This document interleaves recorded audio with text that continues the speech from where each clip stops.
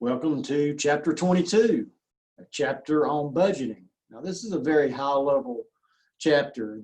Really the guts of what we're going to look at in budgeting is going to be in chapter 23, which is our final chapter for this course. I'm going to go ahead and share the homework, and I'll just sort of talk about this as we go through this homework. What we have here in the pre-lecture: why do we have budgets? What do you stand to gain? And the answer here is all of the above. I mean, budgets provide managers. Every place I've worked, it doesn't matter if it's a church or a S&P 500 company, everybody operates to a budget because that gives you an approved level of spending to control your operations. But it's a benchmark to compare actuals with what you had planned to do. And this is not just on dollars, this is on production volumes as well, or sales volume. It motivates employees so you kind of know where you're at, especially if you got a bonus tied in with your performance. Cost reductions, you got to hit these cost reductions to meet your budget. It helps managers see the future and potential problems that may occur. So it's a good planning tool. 5-year budget. Now, that's usually called a strategic budget, usually 3 to 5 years. What is an operational budget? Just to talk about this a little bit. Well, that's what's going to happen in the next 12 months from a revenue and expense standpoint. We talk about current assets and current liabilities. That's operational. That's the next, what you're going to turn to cash or have to spend cash on in the next 12 months. Income statement and balance sheet. Income statement is for a period of time, which is 1 year.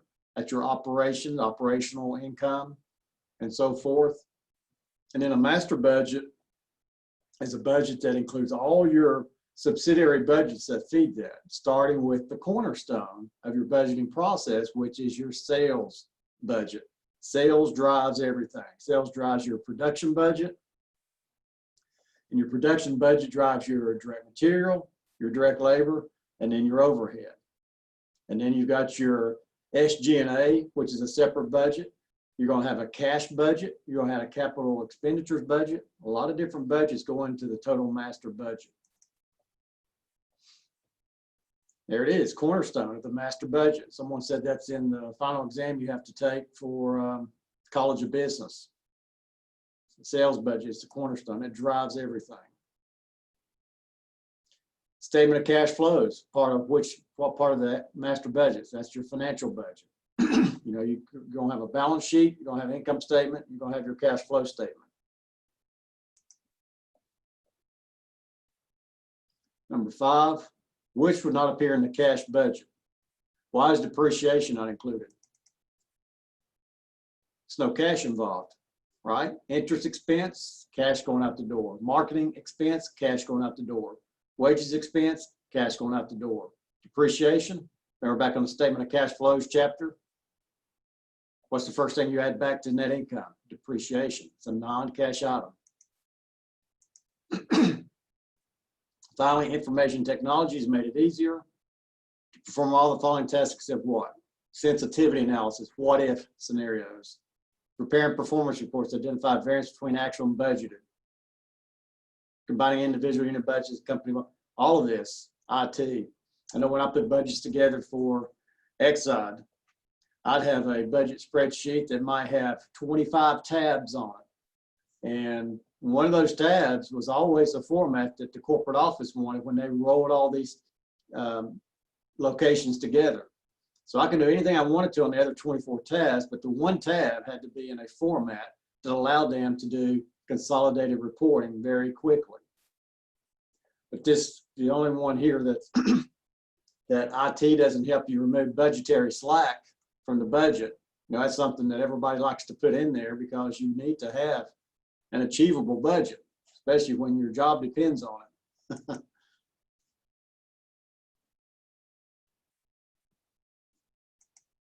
Let me find the next section. I think I just closed. Let me see here.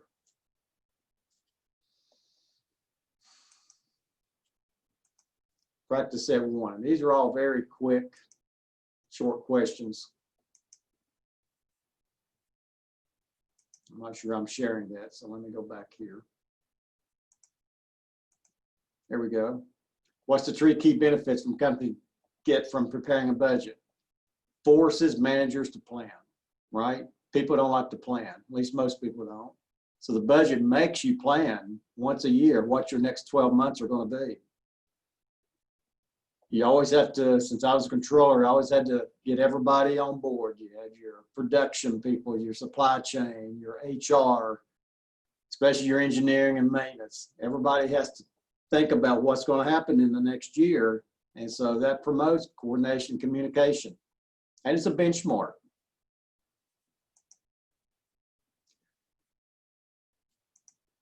All right, budget types. Upper management is planning for the next 5 years. That's obviously strategic planning. Different levels of sales. It's a flexible budget. We're going to talk a lot about that in chapter 23.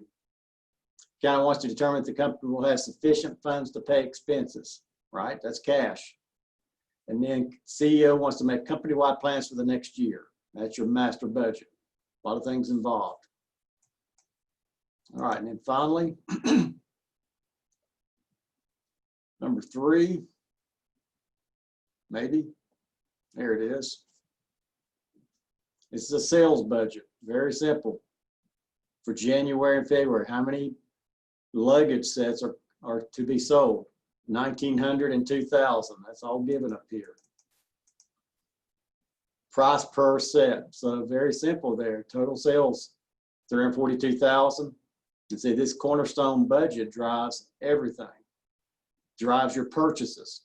And if this was for a manufacturing company, this would drive your entire production plan. All right, and then we've got one more. I believe there's a self-assessment. No, that's practice set 1, wasn't it? Sorry about that.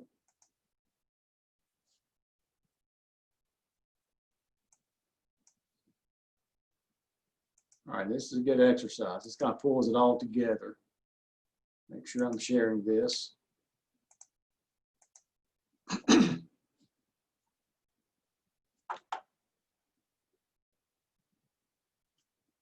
List these in order. Well, what did we just talk about? Sales budget is first. What's second? Sales drives your production or purchasing budget. Inventory, purchases, cost of goods sold. 3, selling and administrative. Of course, they've left out direct labor, haven't they? 4, capital expenditures, which is driven by cash. So everything in the capital expenditures is cash and property, plant, and equipment. It's all balance sheet stuff. All this others is primarily revenues and expenses. 1, sales revenue. 2, well, inventory, I guess that's balance sheet, but cost of goods sold. 3, selling, see, that's expense. 4, capital expenditures. 5, cash budget based on capital expenditures. And then 6, budgeted income statement. And all your income and all your financial statements. Balance sheet. Cash statement of cash flows. Stockholders' equity. Retained earnings statements. All right, so that is a very short introductory to budgeting. So we hit the high points on this practice set 2, practice set 1, and pre-lecture for 22. But again, chapter 23 will be much more detail about the budgeting process that each of you as business leaders need to understand.